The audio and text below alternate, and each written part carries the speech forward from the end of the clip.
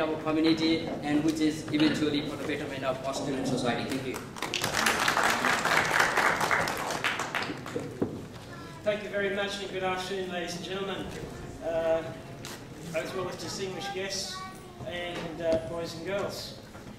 Just before I start, I'd like to thank the Nepalese Forum for Human Rights and People's Democracy for inviting me here today and giving me the opportunity to speak and outline how the organisation I work for, how we're able to work with the Nepalese community and Bhutanese community as well. But before I start, I'd like to acknowledge the traditional owners of this land, the Barramundi clan of the Darug Nation, and pay respects to their elders, both past and present. I'd also like to acknowledge Laurie Ferguson, Parliamentary Secretary for Multicultural Affairs and Settlement, and we are on his land today, I guess you could call it that. We're on the ceded reed.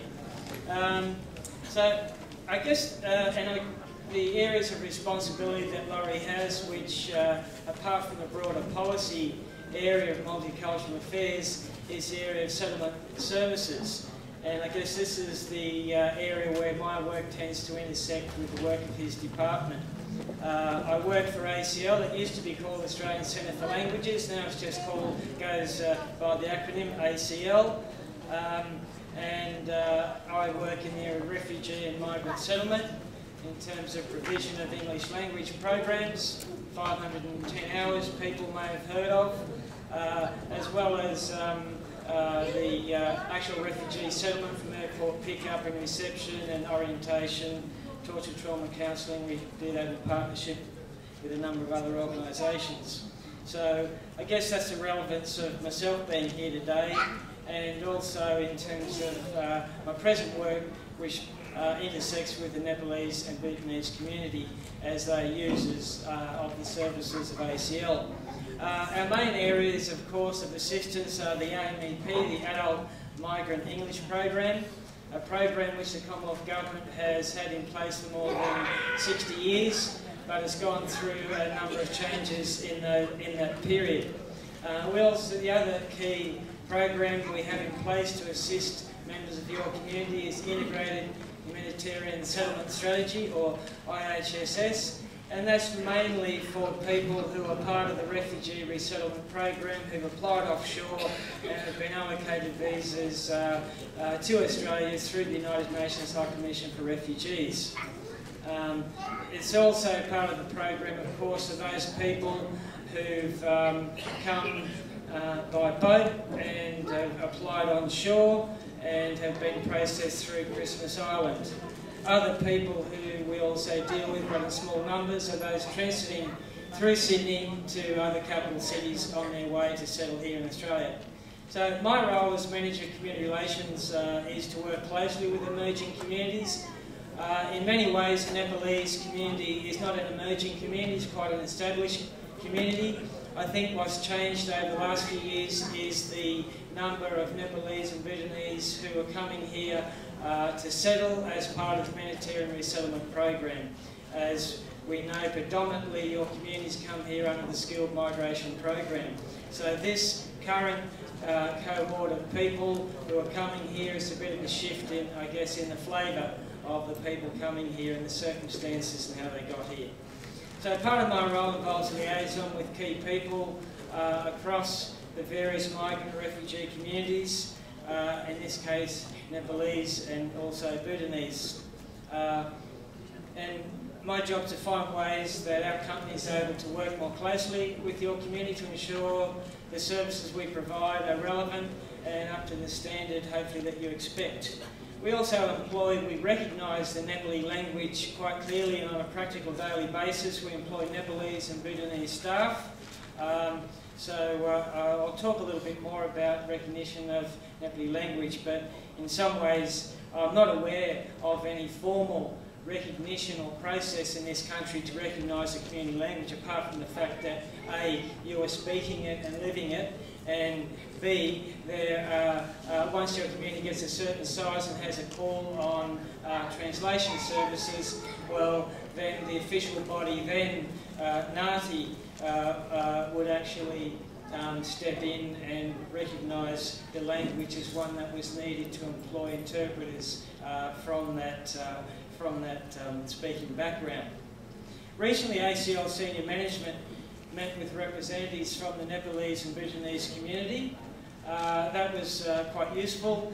We do this on a regular basis across a range of refugee communities to get feedback, as I said before, on the services that we're providing. And it was a very useful meeting.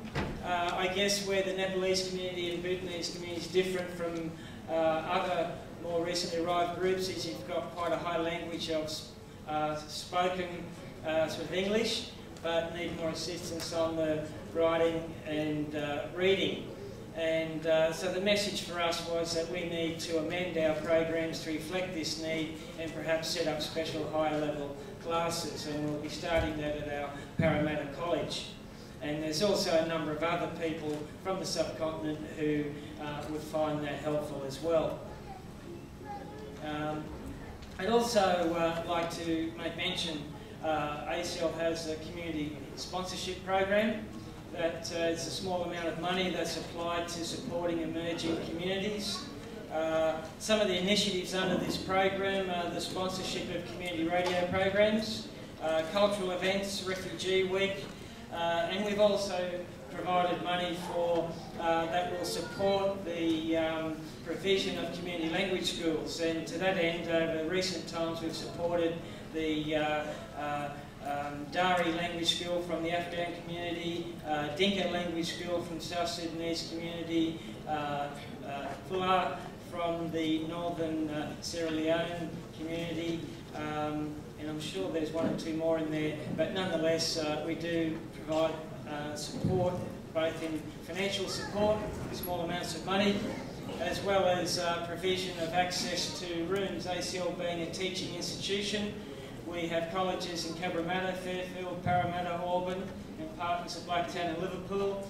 Most people tend to do their classes in the morning, so we do run evening classes and weekends, so there's a lot of downtime in terms of resources teaching classrooms, because unlike other parts of Sydney, it has a very high recently arrived migrant population in Western Sydney. So you may very well find yourself having difficulty accessing a public school to run your community language school because they're full up of other communities doing the same thing.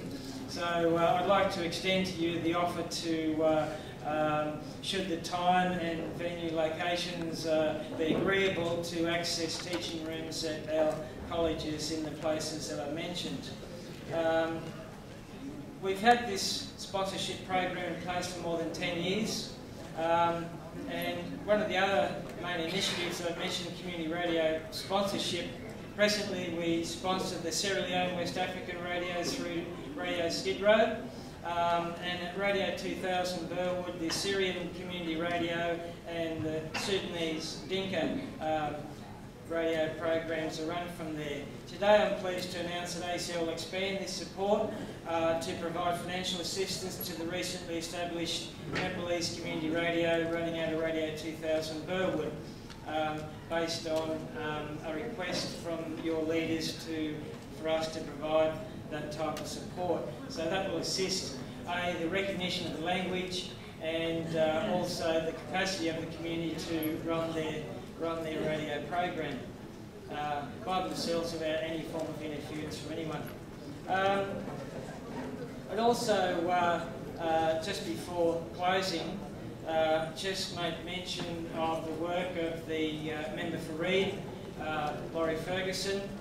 There's presently, we do actually live in a democracy, and part of that democracy here is that with a set number of seats in the Parliament, and there's a great deal of effort by the Australian Electoral Commission to ensure that there's an even spread of population across all those seats across the country. To this end, there's been a proposal to abolish